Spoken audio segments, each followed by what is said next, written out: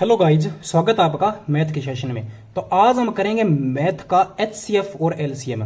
तो दोस्तों, हर एग्जाम में, हर क्वेश्चन में, हर चैप्टर में एचसीएफ और एलसीएम का पार्ट रहता है। ज्यादातर एलसीएम और एचसीएफ पूछता ही रहता है, हर क्वेश्चन में हमें निकालना पड़ता है।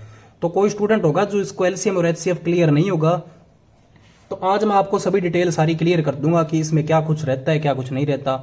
तो चलिए दोस्तों, हम स्टार्ट करते हैं एचसीएफ और एलसीएम का। तो स्टार्टिंग से अगर हम एचसीएफ की फुल फॉर्म देखें ना, तो एचसीएफ की फुल फॉर्म होती है अपने पास हाईएस्ट कॉमन और फैक्टर, और एलसीएम की फुल फॉर्म होती है लोवेस्ट कॉमन और मल्टीपल। ठीक है, तो एचसीएफ करेंगे सबसे पहले और उसके बाद करेंगे एलसीएम। तो स्टार्ट करते हैं अपना एचसीएफ से कि एचसीएफ में क्या कुछ है। ठीक है, तो एचसीएफ आपको फुल फॉर्म पता लग गई। तो हाईएस्ट कॉमन फैक्टर निकालना है हमें। ठीक है, तो हाईएस्ट कॉमन फैक्टर में किस तरीके से निकालेंगे, जैसे मान लो आपको करना है 923 और 949, इसका बोल दिया आपको, इसका एचसीएफ निकाल लो। तो एचसीएफ निकालने का तरीका क्या है? तो एचसीएफ निकालने का तरीका क्या होता है कि आपको सबसे पहला स्टेप तो यही करना है कि आप इन दोनों का वो करो, गैप करो। अगर आपको गैप आ रहा है आपका 26, ठीक है, इसमें से गैप 26 आ रहा है। अब देखो कि 26 से दोनों मल्टीप्लाई हो रहे हैं क्या, डिवाइड हो रहे हैं क्या? तो आपको लगता होगा ये नहीं हो रहे। ठीक है, तो वाक्य में ये नहीं हो रहे हैं। ठीक है, अगर ये हो रहे हो ना तो आपका यही उत्तर हो जाएगा। अगर ये नहीं हो रहा हो ना तो फिर आगे इसके क्या बनाओ, आप फैक्टर बनाओ। इसके फैक्टर क्या क्या बनेंगे? तो जैसे एक तो बनेगा 13 गुणे 2, मतलब 13 दूना 26 होता है। एक फैक्टर बनेगा इसका 26 एकम 26 बनेगा। और कोई बन सकता है फैक्टर क्या? और शायद इसका फैक्टर नहीं बनेगा। ठीक है, तो हमें क्या बताना है? हमें बताना है सबसे बड़ा नंबर। तो हमें सबसे बड़ा नंबर, हमें 26 तो देख लिया यहाँ पे कि ये 26 इन डिवाइड नहीं हो रहा। ठीक है, उसके बाद का इससे बड़ा नंबर और क्या है? इससे बड़ा नंबर ये 13 का है। तो आप देखो कि 13 से ये डिवाइड हो रहा है क्या? 13 7 91 होता है, एक बचेगा, और 13 एकम 13। इधर देखो 13 7 91 होता है और इधर बचेगा 13 3 39। तो इसका मतलब है इसका आंसर कितना आ जाएगा? 13 का। आपको कुछ नहीं करना, बस एक बार के लिए आप गैप निकालना है। ठीक है, तो ये थी अपनी एग्जाम्पल नंबर 1। अभी एग्जाम्पल नंबर हम 2 करके देखेंगे इसमें क्या है। तो एग्जाम्पल नंबर 2 है 973 782 और 775। ठीक है दोस्तों, तो अभी एग्जाम्पल नंबर 2 में क्या है, आपको इतना पता लग गया कि ऊपर वाले में तो 2 रकमें थी तो हमें इनका गैप निकाल लिया। तो अभी इनमें क्या करें? तो इनमें हम तीनों का गैप निकालें? नहीं, इसमें हम तीनों का गैप नहीं निकालेंगे। इसमें हम ऊपर वाले की तरह सेम एक का गैप निकालेंगे, मतलब 2 का। चाहे तो इन दोनों का निकालो, इन दोनों का निकालो। तो प्रॉब्लम ये होती है कि इन दोनों का निकाले या इन दोनों का निकाले। तो आपको एक काम करना है, जिसका गैप सबसे कम हो ना उसका निकालना है। अब देखो कि इनका गैप सबसे कम है या इनका गैप सबसे कम है। तो मेरे हिसाब से इनका गैप सबसे कम है। ठीक है, तो अगर हम देखें तो 13 7 ये बन जाएगा 7 और आगे बन जाएगा 2, 9 का गैप आ रहा है, और इसके बीच में लगभग 7 का। ठीक है, लगभग इक्वल सा गैप है। ठीक है, तो इन दोनों का अगर गैप निकाले ना तो इन दोनों का गैप आएगा 7 का। तो पहला काम है इस 7 को इस तीनों से डिवाइड करके देखो। डिवाइड नहीं हो रहा तो फिर आप इसके फैक्टर बनाओ। इसका सिर्फ एक ही फैक्टर बनेगा 7 एकम 7 का। तो आपने देख लिया कि 7 तो मल्टीप्लाई हो ही नहीं रहा इनसे डिवाइड। ठीक है, तो मतलब 7 तो उत्तर नहीं है। उत्तर कौन सा इसका? 1। ठीक है दोस्तों, तो चलिए अभी तीसरा क्वेश्चन करके देखते हैं। तीसरा क्वेश्चन आपका 58 132 और 148। ठीक है दोस्तों, तो इस तरीके का क्वेश्चन आ गया। अब इस तरीके के क्वेश्चन में हम करने का तरीका क्या होगा? ठीक है, तो वही बात कि गैप निकालो। और गैप किसका निकालोगे? जो गैप सबसे कम हो। तो देखो इनका गैप तो बहुत ज्यादा हो रहा है। अगर इनका गैप देखें ना तो इनका गैप थोड़ा कम ही हो रहा है। इसका गैप कितना हो रहा है? 16 का। ठीक है, तो 16 का गैप हो रहा है। तो अभी 16 को इसमें फैक्टर बना के देखो, ये 16 से डिवाइड हो रहा है क्या? शायद ये भी हो जाएगा और ये भी हो जाएगा, लगभग हो जाएगा, पर ये तो कभी नहीं होगा। अगर ये नहीं होगा तो मतलब 16 तो उत्तर गलत है। 16 उत्तर गलत है तो फिर इसका फैक्टर क्या बनाएंगे हम? इसके फैक्टर बनाएंगे हम इसका फैक्टर बनेगा जैसे 4 × 4 और एक बनेगा इसका 8 × 2 और एक बनेगा इसका 16 × 16। तो आपको पता है कि 16 तो उत्तर है ही नहीं इसका। 16 के बाद बड़ा नंबर कौन सा आएगा? 8। ठीक है, अगर 8 का देखें ना तो 8 का भी 8 के मेरे पाड़े में 58 नहीं आता, इसका मतलब ये भी नहीं बनेगा। 4 का देखो, 4 के पाड़े में भी नहीं आता, अगर ये 4 नहीं आता तो ये भी 4 नहीं आता। ठीक है, उसके बाद इससे बड़ा नंबर और कौन सा होगा? मतलब अभी अब बात आ गई छोटों पे। ठीक है, तो अब ये भी छोटा है और ये भी छोटा है, तो इन दोनों में पहले ये डिवाइड करके देखो, मल्टीप्लाई। ठीक है, डिवाइड करना, सॉरी, तो ये मल्टीप्लाई करके देखोगे ना 2 सभी में चला जाएगा, तो इसका मतलब 2 आपका क्या होगा? आंसर होगा। ठीक है दोस्तों, तो चलिए हम 4 नंबर क्वेश्चन करते हैं। 4 नंबर क्वेश्चन में क्या दिया है? जैसे मान लो एक रकम आपकी दी हुई है 56, एक दी हुई है 132, एक दी हुई है 140। ये ठीक है, तो गैप निकालो। गैप किसका निकालोगे आप? सबसे कम। गैप निकालोगे आप इनका सबसे कम। अगर इनका गैप निकालोगे तो गैप आ रहा है आपका 16 का। 16 का गैप आ रहा है, तीनों नहीं डिवाइड हो रहे, तो इनसे कर लो आप, फैक्टर बना लो। फैक्टर क्या बनेगा? 8 के 2 और 4 एकम 4, 4 चौके 16, 4 का बनेगा। और 16 एकम 16 वाला वो तो आपको पता है यही कैंसिल हो गया यहीं पे। तो उसके बाद 8 देखो, 8 जा रहा है क्या?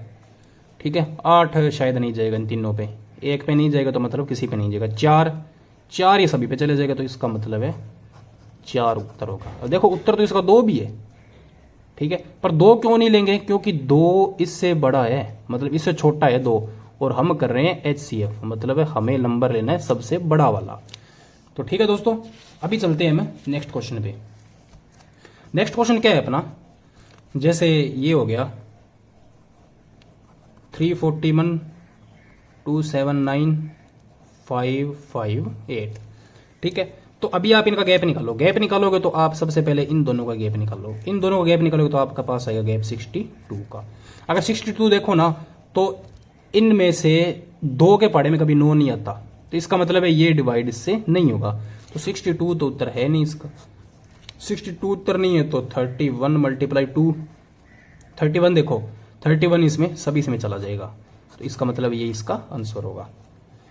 ठीक है दोस्तों, अब उसी तरीके से 4 वाली रकम आ गई, जैसे 1231, 1892 और 1893, और एक आ गई आपकी 2356। ठीक है, तो इन तीनों में से अब एलसीएम गैप निकालो आप, और गैप निकालने के बाद इसका एचसीएफ निकालना है। तो एचसीएफ किस किस का निकालोगे? देखो, जो मैंने आपको बताया कि रकम थोड़ी सबसे कम होना गैप, उसका गैप देखो, तो 1892 और 1893 इनके बीच में गैप कितना है? 1 का। इसका मतलब 1 इसका आंसर होगा, आपको बस कुछ नहीं करना। ठीक है दोस्तों, अभी नेक्स्ट देखते हैं। जैसे ये हो गया 33, 44 और 55। अब इनका गैप निकालो, तो इनका गैप के बीच में, सभी के बीच में 11 का गैप है। तो आप देखो 11 से तीनों हो जाएंगे डिवाइड, इसका मतलब है ये इसका आंसर हो जाएगा। ठीक है दोस्तों, तो ये था आपका HCF। तो HCF शायद आपको सभी को समझ में आ गया होगा, क्योंकि HCF का इतना कुछ ज्यादा रहता नहीं है। ठीक है, अभी जो स्टार्ट करेंगे ना, वो स्टार्ट करेंगे हम LCM का। ठीक है, LCM का मतलब लोवेस्ट कॉमन मल्टीपल। ठीक है, तो इसका हम देखेंगे। तो LCM करेंगे, तो LCM का हम पहले, जैसे हम 10वीं तक थे तो LCM इसका निकालते थे। जैसे मान लो आपको दे दिया 2, 4 और 6, तो हमें कैसे निकालते थे इसका LCM? ऐसे निकालते थे, जैसे 2 के टेबल पे 2 एकम 2, 2 दूने 4 और 2 तिये 6। फिर 2 के टेबल पे 2 एकम 2 और 3 एकम 3, 3। फिर इनका मल्टीप्लाई कर 3 दूने 6 और 6 दूने 12। ठीक है, ऐसे निकालते थे। अगर आपको मैं कोई ऐसी ट्रिक बता दूं जैसे 2, 4 और 6, सीधा मैं बोल दूं कि 2, 4, 6 का एलसीएम देखो, तो आप सीधा ये लिख दो 12, तो वो कैसा रहेगा? ठीक है, चलो ये तो चलो छोटी रकमें थी, तो मैं थोड़ी सी मान लो अगर आपको बड़ी भी रकम दे दूं, ठीक है, लगभग आपकी जैसे सिंपल रकमें दे दूं, जैसे 20, 30 और मैं दे दूं आपको 60। ठीक है, तो मैं आपको बोल दूं कि इसका एलसीएम निकालो। ठीक है, तो अगर आप सीधा इस चीज का एलसीएम बताते हो मुझे 60, ठीक है, क्योंकि मुझे तो चलो आता है, मैं आपको बता रहा हूं, अगर मेरे सिखाने के बाद आपको भी अगर आए तो अच्छी बात है। ठीक है, तो देखो 20, 30 और 60 का एलसीएम अगर मैं सीधा ही बता दूं आपको 60, तो आपको कैसा लगेगा? ठीक है, तो इस तरीके के मैं आपको ट्रिक बताऊंगा कुछ। तो करने का तरीका क्या होता है, स्टार्ट करते हैं। तो पहला नंबर क्वेश्चन है, जैसे मान लो मैं आपको दे देता हूं 36, 40 और तीसरी रकम दे दी मैंने आपको 48। ठीक है, 48 दे दी। तो देखो इसके बहुत सारे तरीके होते हैं, पर मैं आपको जो तरीका बताऊंगा ना, वो मैं आपको एक ही तरीका बताऊंगा, उसी तरीके से आपको सोल्व करना है। ठीक है, अगर आप वो तरीका सीख लोगे ना, तो आपको कहीं पे भी मतलब और जाने की जरूरत नहीं पड़ेगी, और ना ही आपको कोई और तरीका सीखने की जरूरत पड़ेगी, क्योंकि छोटी हो चाहे मोटी हो, कोई भी से रकम हो, वो आपका तरीका सभी जगह इक्वल काम करेगा। ठीक है, अगर आप छोटी छोटी चीजों से जैसे मतलब और ट्रिक सीखते हो कि हम यहां से और ट्रिक सीख ले, तो वो आपकी कुछ ही जगह काम देगी, जैसे उसी टाइप का क्वेश्चन आ गया तो। पर जो मैं ट्रिक बताऊंगा ना, वो आपकी हर जगह काम देगी आपकी। ठीक है, तो क्वेश्चन है आपका, पहले तो है 36, फिर है 40 और फिर है 48। तो हो सकता है आपको 2-3 क्वेश्चन के बाद आपको समझ में आने लगे। तो आपको क्या करना दोस्तों, इनके बनाने आपको फैक्टर। ठीक है, फैक्टर भी ऐसे बनाने हैं जैसे मैं आपको बोल दूं कि आप 12 का फैक्टर बनाओ। ठीक है, तो आप 12 का फैक्टर बनाओगे तो आप मुझे बोल दोगे कि सर ये तो 6 दूने 12 होता है। ठीक है, जैसे 4 तिया भी 12 होता है। ठीक है, और कोई फैक्टर होता है? ठीक है, तो अभी फैक्टर बन गया आपका, तो आपको दिक्कत आएगी कि फैक्टर हम ये लें या ये लें। दोनों फैक्टर है और दोनों ही 12 बना रहे हैं, तो आपको फैक्टर लेना है हमेशा ये वाला। अब ये वाला क्यों लेना है, ये आपको पता होना चाहिए, क्योंकि ये देखो ये एक दूसरे से डिवाइड हो रहे हैं, क्योंकि 6 के पाड़े में 2 आता है। ठीक है, और 2 के पाड़े में भी 6 आता है। पर ये देखो 4 के पाड़े में ना तो कभी 3 आता है, 3 के पाड़े में ना कभी 4 आता है। ठीक है, तो आपको पता लग गया होगा कि मैं आपको क्या समझाना चाहता हूं इस तरीके की। ठीक है, अच्छा अगर आपकी कहीं पे भी ये जैसे मान ले स्केयर में लिखी हो ना, तो आप वहां से सीधा स्केयर ही करोगे। ठीक है, वहां से स्केयर भी करोगे, और वहां पे कुछ जगह ऐसी होगी आपको फैक्टर भी बनने पड़ेंगे। तो 48 के फैक्टर क्या हो सकते हैं, जैसे 48 के फैक्टर होते हैं 24 दूने 2 होता है, पर आपको ये पता है हम 24 गुणे 2 नहीं लेंगे। ठीक है, तो आपको क्या लेना है, जैसे 16 तिये कितने होते हैं, 48 होता है। तो देखिए दोस्तों, आराम से लास्ट तक समझते जाना, हो सकता है आपको पहला क्वेश्चन थोड़ा और तरीके का लगे। तो 40 की फैक्टर क्या बन सकते हैं, 40 से फैक्टर बनते हैं 10 चौके 40 होता है, पर आपको पता है 10 के पाड़े में 4 आता है और 4 के पाड़े में 10 आता है, मतलब पाड़े में नहीं आता, मतलब है भी ये एक दूसरे से डिविजिबल है। तो 8 का फैक्टर क्या होगा, 40 का 8 5 40 होता है। और 36 का देखो, 36 क्या है, एक 6 की स्केयर है, तो इसको आप एक बार के लिए 9 चौके 36 लिख सकते हो। पहले आपको इतना काम करना है, उसके बाद आपको क्या करना है, उसके बाद आपको इसमें से देखना है भी कोई स्केयर क्यूब हो रही है किसी की क्या। अगर आप 9 को देखोगे ना, तो 9 आपकी किस चीज की स्केयर है, 3 की। 4 किसकी चीज स्केयर है, 2 की। ये किसकी स्केयर है, ये आपकी 2 की पावर 3। और ये 5 का 5 है, ये क्या है 4, और ये क्या है आपका 3 का 3, मतलब 3 की स्केयर कितनी है, 1 ही है, इधर भी 1 ही है। तो अब इनमें से कॉमन बार निकाल लो, कॉमन बार निकालोगे ना तो बड़ा वाला रकम बार निकालने, जैसे 3 है और कहीं पे 3 पड़े, ये रहा, और कहीं पे 3 है नहीं है, तो इसका मतलब है बड़ा कौन सा है इसमें से, ये 3 की स्केयर वाला बड़ा है, तो इसका मतलब 3 की स्केयर कितना है, 9 बड़ा है। उसके बाद क्या होगा, मतलब 3 से ये 3 काट दो, उसके बाद आपको पास 2 पड़ा है, इधर भी 2 पड़ा है, इधर भी 4 पड़ा है। तो देखो ये बड़ा है 2 वाला, ये 2 वाला बड़ा है, या फिर ये 2 वाला बड़ा है। अब आप इसको ना इस तरीके भी लिख सकते हो, 2 की पावर आप इसको 4 भी बना सकते हो, क्योंकि 2 2 में होगी ना सारी रकमें। तो देखो 2 की पावर 2 बड़ा है, या 3 बड़ा है, या 4 बड़ा है, तो आपको पता है 2 की पावर 4 वाला बड़ा है। इसका मतलब ये कट गया, ये कट गया, ये कट गया। अभी आपके पास 5 एक कल्ला बचा है, कुछ नहीं बचा, तो 5 का 5। अब इनको जोड़ दो, 16 5 80 और 8 9 में 72। इसका मतलब एलसीएम कितना है इसका, 720। ठीक है, इस तरीके से। तो अभी तो चलो आपको 2-3 मिनट लगे, पर जब आपको ये तरीका आ जाएगा ना, तो आप इसका 1 मिनट के अंदर अंदर क्वेश्चन का आंसर दे दोगे, चाहे कितनी बड़ी रकम हो। ठीक है, तो चलो आपको मैं अभी दूसरा तरीका बताता हूँ, मतलब दूसरा सवाल बताता हूँ। जैसे 9 8 24 और 36। ठीक है, तो आपको पता है स्केयर कोई क्यूब बन रही है क्या कोई, जैसे 24 का क्या है, 24 है 8 मल्टीप्लाई में 3, और 36 क्या है 9 मल्टीप्लाई में 4, और ये क्या है आपके पास, और ये क्या है आपके पास, ये आपके पास 3 की पावर 2, और उसके बाद क्या है, उसके बाद है आपके पास ये क्या है, 2 की पावर ऊपर कितना लिखा था हमें 16, तो ये आ गया आपका 2 की क्यूब है ये।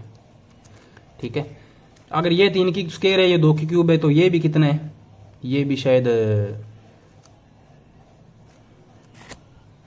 तो ये देखो ये 3 की स्क्वायर, ये 2 की क्यूब, तो ये 8 है ना, ये भी 2 की क्यूब है। और ये क्या है, ये आपके पता है ये 3 की पावर 1 है, ये क्या है 3 की पावर 2 है, और ये क्या है 2 की पावर 2 है। तो देखो आपके पास 3 है, 2 है, इधर 2 है, इधर 3 है, इधर 3 है, इधर 2 है, मतलब है भी आपके पास सभी रकमें 3 2 में आ रही है। तो पहले बड़ा वाला निकालो, जैसे 3 को बाहर निकालेंगे तो 3 की स्क्वायर है, इधर 3 की पावर 1 है, इधर 3 की स्क्वायर है, तो मतलब बाहर कौन सा निकलेगा, 3 की स्क्वायर वाला, मतलब 9 बाहर निकलेगा। उसके बाद है 2 की पावर क्यूब, 2 की पावर क्यूब है, 2 की पावर स्क्वायर है, तो इसका मतलब है बाहर क्या निकलेगा 8। तो इसका एलसीएम कितना आ जाएगा, 8 9 72। ठीक है, ये तो चलो मैंने इतना टाइम लगे। अगर मैं आपको बोल दूं कि इसको सीधा ही आप सीधा उत्तर बताओ कितना, अगर सीधा आप जस्ट 3 सेकंड में इसका उत्तर दे दो तो आपको कैसा लगेगा। तो जैसे देखो आपको फिर टेबल आनी चाहिए, टेबल किसकी आनी चाहिए, 36 की, 36 के साथ साथ आपको इन सभी की टेबल आनी चाहिए। तो आप देखो पहले 36 का टेबल 1 तक पढ़ के, 36 सेकंड में कितना होता है 36। तो देखो कि 9 के पढ़े में 36 आता है, 8 के पढ़े में 36 आता है, 24 के पढ़े में 36 आता है, नहीं आता। इन दोनों के पढ़े में आता है पर इसके पढ़े में नहीं आता, इसका मतलब है 36, तो इसका उत्तर नहीं होगा। 36 का डबल पढ़ो, 36 गुणे कितना होता है 72। देखो 36 के पढ़े में 72 आता है, इसके पढ़े में 72 आता है, इसके पढ़े इसके में, इसका मतलब इसका आंसर कितना आ गया 72। मतलब है भी पहले आप इस तरीके से करने की कोशिश किया करो। ठीक है, अगर कोई छोटी रकम हो, अगर बड़ा मतलब टेबल पढ़ो आप बड़े वाले का टेबल अगर तीनों में से डिवाइड हो रहा है ना, तो आपका वही उत्तर आएगा। ठीक है दोस्तों, तो नेक्स्ट क्वेश्चन करते हैं दोस्तों। जैसे अगर आपको पूछा था 3 4 6 और 12, इसका एलसीएम कितना आएगा, तो आप इसको फैक्टर बनाने की जरूरत नहीं, सीधा 12 का टेबल पढ़ो, 12 एकम 12, 12 में सभी डिवाइड हो रहे हैं, तो इसका मतलब है 12 इसका एलसीएम है। ठीक है, अब आपको नेक्स्ट पूछे कि आप इसका बताओ 48 72 और 108 का। अगर आप इसका एलसीएम पूछो तो आप इसका एलसीएम कैसे बताओगे। ठीक है, तो पहले बात तो आप 48 के फैक्टर बनाओ। 48 के फैक्टर कौन कौन से होते हैं, 48 के फैक्टर हो जाए 16 × 3, 48 का। 72 का क्या हो गया 8 × 9, और इसका क्या हो गया, इसका हो गया 27 × 4। ठीक है, तो 16 को क्या है 16, अब देखो ये 16 है ना, ये 4 की स्क्वायर है, आपको इसका पता है। ठीक है, तो अगर आप इसको देखोगे ना तो ये 3 की स्क्वायर है, ये कितनी है 2 की, मतलब अगर क्यूब करे तो ये 2 की स्क्वायर। इसका मतलब है कि आपके पास सभी रकमें ना या 2 में आ रही है, 3 में आ रही है, 4 में नहीं आ रही है। ठीक है, तो आप क्या करोगे, सभी रकमों को ना आपको एक बार 2 या 3 में बनाओ। अगर आप 16 को 2 या 3 में बनाओगे ना, तो 2 की पावर अगर आप 4 करते हो ना, तो इसका उत्तर मतलब 16 ही होता है इसका।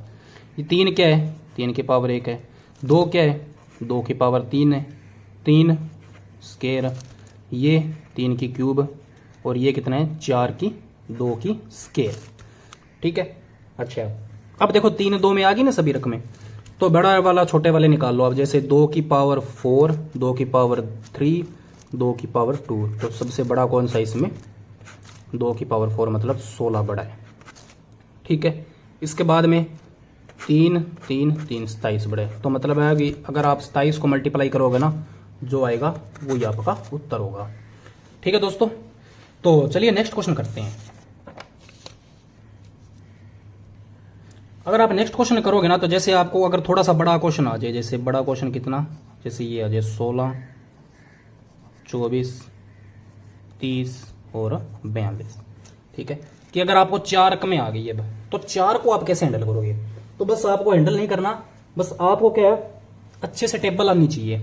42 क्या है, एक 7 × 6, ये क्या है 6 × 5, ये क्या है 8 × 3, और ये क्या है आपके पास 2 की पावर 4 लिखो आप सीधा इसको। ठीक है, तो देखो अगर ये 2 की पावर 4 है ना, अब देखो इनमें से कुछ और टूट रहा है क्या। अगर ये देखो ना, तो ये टूट रहा है 2 और 3 में, ये भी 2 और 3 में टूट रहा है,